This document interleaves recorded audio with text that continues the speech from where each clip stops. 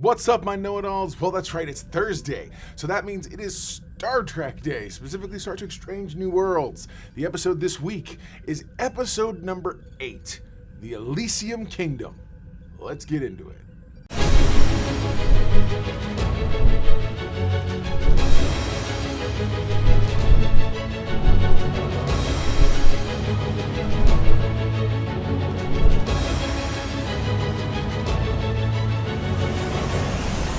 Man, I tell you what, I really enjoyed this episode. I know I say that a lot. This was a fun episode. It's rare that you get to see a show that, while showing you familiar beats, continues to be fresh. And so this week what we got was, we've had shore leave episodes, we've had the homage episodes, like Amok Time with the Spock Amok and whatnot, and now, of course, we've also had some other episodes that are very, very similar in tone to original series episodes. And what we get here is what I kind of call the Magic Entity episode. And by that I mean there are things in the universe we can't explain. There are cues, and there are, the Squires of Gothos, and there's other things like that, entities in the universe that are powerful beings and whatnot. And what you get in this episode is exactly that. The episode starts with a bedtime story. Specifically, you get to see Dr. Mbenga. He's telling his daughter a bedtime story, and she's trying to tell him parts that she wishes they would change in the story. And so it becomes this really interesting sort of like, oh man, I wish they would do this or that or the other. Then we cut to the mission that they're on, and that you find out that the ship they have been analyzing, if you will, what appears to be a nebula, sort of doing a complete survey of a gas giant, if you will, a nebula cloud and whatnot. And so what you end up with is there's an intelligence there. And so Dr. Mbenga, all of a sudden, he just looks around, and the world has changed. It is now the world being the ship. Now the ship has essentially become the land of the storybook that he's been reading to his daughter. He's King Ridley, Pike is another character, and then Ortega is another character. And so the only other person who is not affected, come to find out, is Chief Engineer Hemmer. So very happy to get Hemmer back, because we haven't seen him in a few episodes. And ultimately what ends up happening is that Hemmer helps, because Hemmer's a telepath. He explains, which gives us this is how we begin to learn there was an entity involved. He begins to explain that all of a sudden he turned around in engineering and everything had changed, and he felt a consciousness trying to hit on him. And he had to push it out because he has years of training for that, obviously. And so amidst trying to kind of keep and hold that line in his own head, he ends up getting captured by Queen Nev, which is played by the evil queen, if you will, who Uhura is playing in this little farce. And so what ends up happening is that Queen Nev, and so there's parts of the story that they use, and there's parts of the story that are being changed, and that's what begins to clue in Mbenga, and come to find out that the MacGuffin that is called the Mercury Stone, which is from the storybook, that particular MacGuffin actually is his daughter. He goes to his quarters because the one place his daughter always wanted to visit and finally see was his quarters, and there she is. And you find out she's cured.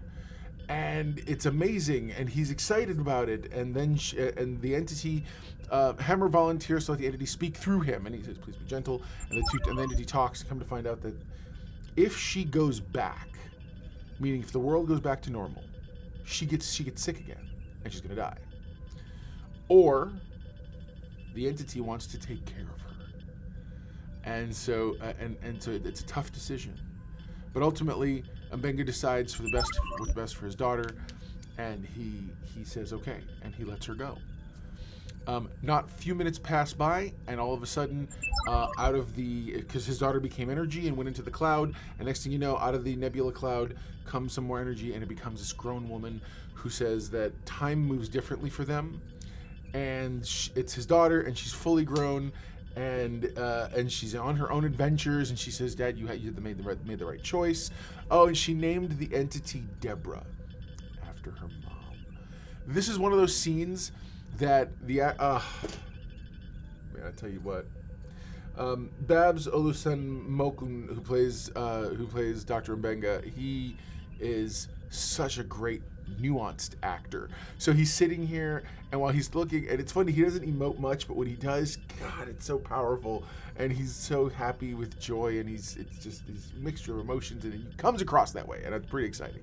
So, yeah, yeah, it wasn't bad. What did I think of the episode? Well, okay, so I'm not necessarily a fan all the time of, well, it's a lie. I am a fan. I'm a fan of episodic television. We missed it. I've said for years and years, I wasn't that much of a fan of this or that or the other. But at the end of the day, I love this. I love what the show's doing because it harkens back to an earlier era. At least for me, it does. And so I feel like that's one of those things that if we can connect on anything as fans, it's that Star Trek reaches across years and makes vastly just wonderful universes out of our imagination, so that we can really just kind of dive in deep. And I love the show for that. I love Strange New Worlds. I love Star Trek in general, but mostly I just, this touches the childlike sci-fi fan in me. And you have to remember, there was a time in science fiction television and filmmaking, actually, where you went with what you had. You want to know why you got City on the Edge of Forever? One, it's a wonderful yarn, fantastic story, but also it's a period piece that you could pull off because it takes place in roughly a not so distant period from when the series is being made.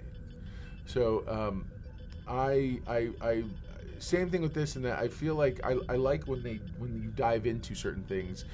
And so you forget sometimes that the things that we find stereotypical are actually the dialogue that we have as sci-fi fans, the language, if you will, of science fiction.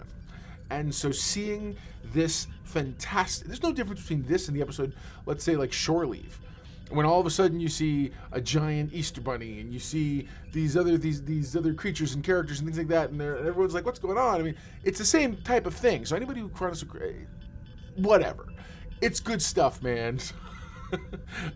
I enjoyed the heck out of this episode. I really can't wait to talk about it with Mrs. Know-It-All, because she's going to absolutely chew this all up. Standout performances for me, La'an singing. Oh yeah, it's a thing. If you haven't seen the episode, you need to go watch it. La'an singing is choice, okay? And you get to see her be a style of character you've never normally seen. Ortegas, again, my spirit animal, okay? Rasa, I love you, sister. And she's amazing in this. I really like Pike as this sort of foppish court guy. It's because it's such a departure from who his character is. And I love that, especially because he is having so much fun. You can totally tell. Anson Mount's like, oh yeah, I get to get rid of the hair thing and get to suddenly just part my hair in the middle and act all silly. He's just loving this, and you can totally see it. And of course, the character of Mbenga. Oh, I love Chapel. Chapel plays this like earthy, crunchy healer woman in the forest, and she's so funny in this. And it's just a lot of fun. So, yeah, hopefully you enjoy it. But there you go. Now you know. And if knowing is half the battle, you are halfway to being know-it-all yourself. So what's the know-it-all index for this episode? Know-it-all index for this episode for me. I had a lot of fun with it, man. I really did. I would have liked to have seen a little bit more of kind of I would have liked us to know who the enemy was, not the enemy, sorry, who the antagonist in terms of this entity that spun this whole thing a hair sooner. I feel like having brought it in at the back half of the third act was a little bit of a mistake. That being the case, I'm gonna go with an 8.5 on this episode. I liked it. I thought it was good. The episodes are going really strong, man. Seriously, on IMDb, you're looking at, let's see, the episodes are so far 8.2, 8.1, 7.9, 8.5, 8.2, 8.0, 7.4. Okay, so at the end of the day, like,